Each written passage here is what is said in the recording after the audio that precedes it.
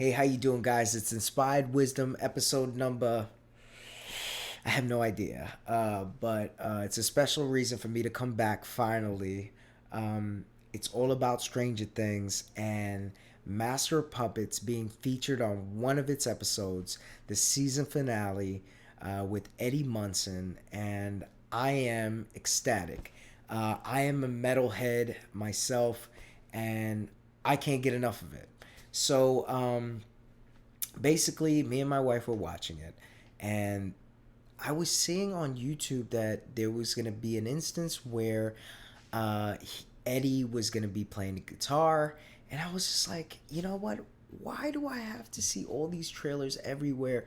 I'm just like, come on, why can't we just keep things, till the episode comes out? I mean, the episode didn't even come out yet, and we were seeing some pictures of him holding a guitar. I'm like, do you understand the impact? If they didn't show that picture, it would have been that much more amazing. I mean, it was amazing. Don't get me wrong. But I felt like it could have waited. So we watched that episode. I saw that scene and I was like, yep. And immediately after that, I was like, no other song could have done that scene justice like Master of Puppets did. And there was a YouTuber that had put other metal songs, specifically thrash songs like Metallica's Master of Puppets, on there.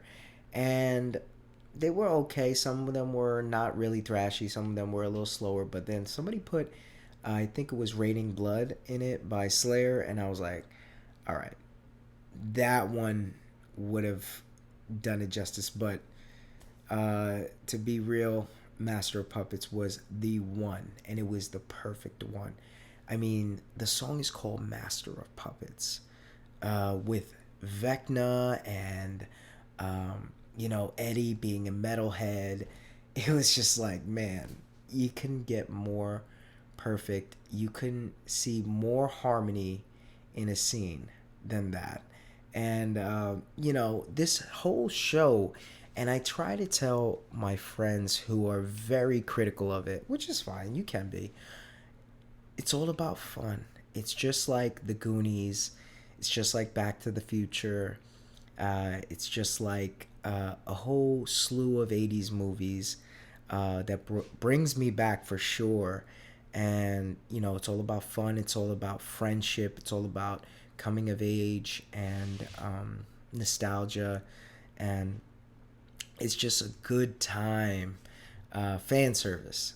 My only issue is I hope that they don't drag this on too long like Game of Thrones, because I felt like this season finale could have ended right there and it would have been perfect, and I would have been like, yes, yes, finally a season finale where everything just came together perfectly. And what a way to end it off with Master of Puppets after your main antagonist being Vecna. It could have been poetry. But we'll see. That ending with the slow motion, um, montage at the end and everything coming together, I was just like, wow, that's a great way to end. I don't know if they could outdo that. I hope they do. But we'll see. I don't want another Game of Thrones, man. Game of Thrones broke my heart. But anyway, so Master of Puppets and its impact on my life. So back in, like, I gotta say, I thought it was like 96, 97 when I had Kazaa, but I looked back and Kazaa didn't come out till 2001. So I guess I was downloading things more on Kazaa than Napster. Napster came out, I downloaded it when I had AOL, and I had AOL forever. But I think I was downloading more on Kazaa, and I'm born in 1985, so I am a millennial. And I remember going specifically to my cousin's house who had a faster internet service than I did. We didn't have all the luxuries, but I know my cousin had a good service, and we were downloading music there. And I remember specifically one day we downloaded Dirty Pop by NSYNC, and I downloaded Enter the Sandman, and we listened to those back and forth, back and forth. I also downloaded like I think it was Master of Puppets, and everything that I heard in football in the weight room. So that's actually where I was introduced to Metallica, not metal. Metal I was introduced to by my neighbor who made me listen to things like Marilyn Manson, Korn, and some other stuff. Which I did like. I even at one point in the '90s, I was wearing Jenko jeans, and I was considered a hip hop kid. And I grew up listening to hip hop, the rawest of raw, because that sound, I was really influenced. I had never heard anything before it. I still have yet to hear anything as raw as, like, I mean, Enter the 36 Chambers by Wu Tang, Nas, Illmatic, and It Was Written. Uh, I mean, I can name a slew of things. But then I started hearing these other tones with actual instruments. And now, notably, I grew up in a musician household. My dad was a musician. I grew up around instruments. And I had heard like pop music, like 50s, 60s, 70s, even 80s pop music, because my dad and his musician friends were playing that stuff. But then I heard this aggressive, shrieking guitar sound, muted guitars, tight and aggressive guitars, vocals like lightning drumming, and at a fast pace. And I was just like, and I was young, had a lot of testosterone, had a lot of energy to get out. And I was like, yeah, this is more my style, or this is definitely something I want to get into. Not just more my style, because I loved hip hop, but so me and my cousin were listening to Dirty Pop, and then Enter the Sandman, and then I started listening to Master of Puppets, not the whole album, just the singles. I was very young. I was only in high school. I was a sophomore at that time, and I remember going back into the weight room, and they were playing Wu Tang, because we grew up in Staten Island, so it was just natural to hear Wu Tang everywhere. But then I heard Wherever I May Roam and Sad by True by Metallica, and I was like, whoa, what is going on right now?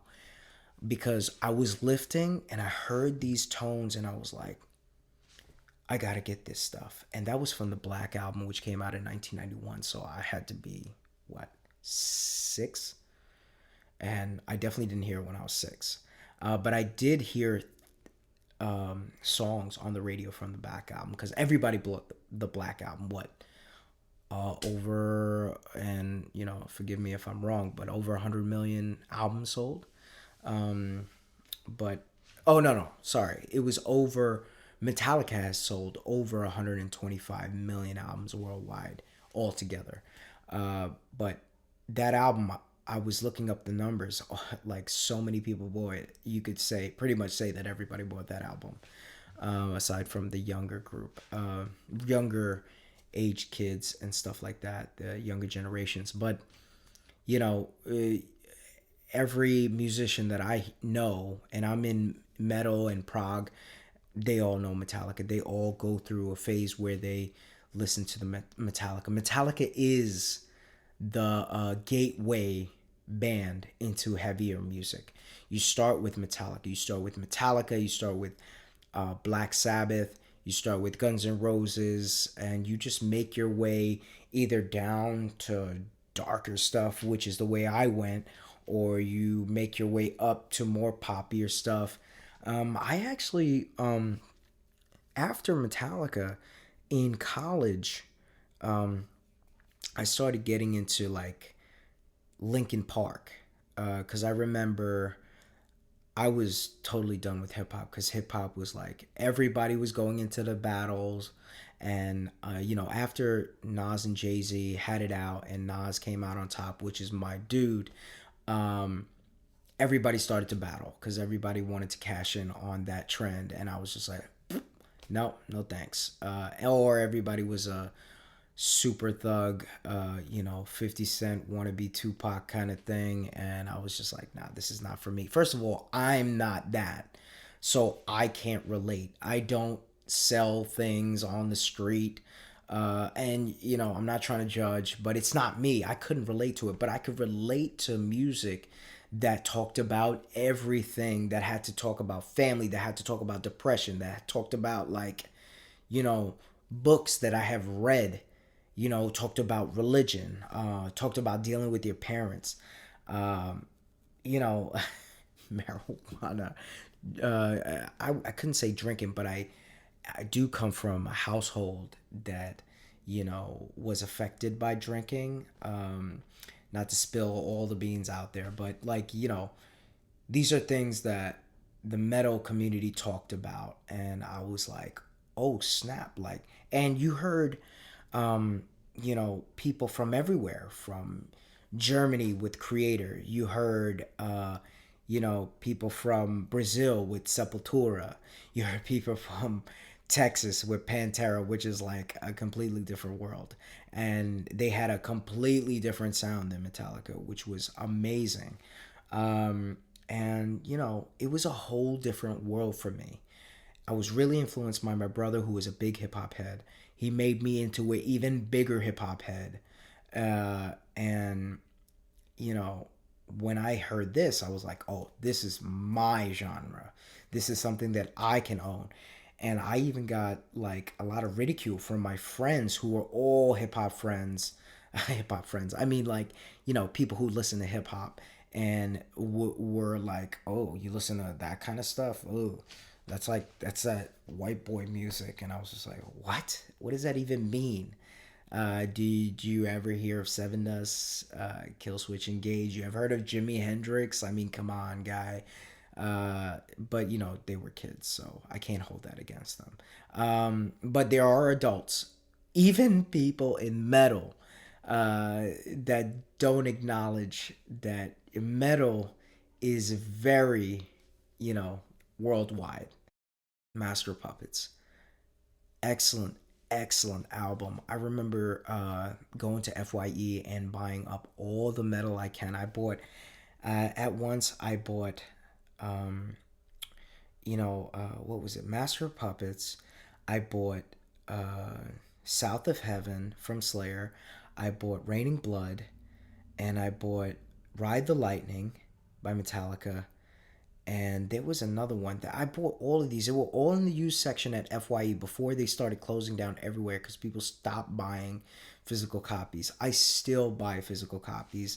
I try to buy one or two physical copies of my favorite albums of the year, because I am so invested in, my music and knowing who did what, who's the engineer, where did they, record, what mics they used. Even if that stuff could be found on the internet, it's just something different about having a physical copy. But also, I was hearing a lot about, like, the gatekeepers of metal being upset that people are listening to Metallica all of a sudden. I'm like, what are you doing, man? Like, don't be so toxic. Don't. Just don't. I mean, I feel like there's people, who are extremely toxic in every genre, but it's just like, dude, I was talking to my guitar teacher, who's also a really good friend of mine. He was like, "Hey, man, if it's gonna put another instrument in somebody's hand and have them listen to, good music, I'm all for it." And I remember saying the same thing when I had a discussion with one of my friends. I'm like, I still listen to Slipknot, because he was like, "Oh, Slipknot is so corny. They're such a young-minded band, or gravitating, or making music for the younger crowd." I'm like, "Yeah, but like it influenced you, dude. It definitely influenced me. I would still listen to, the older Slipknot stuff that I got into. Um, but yeah, I am definitely not an elitist.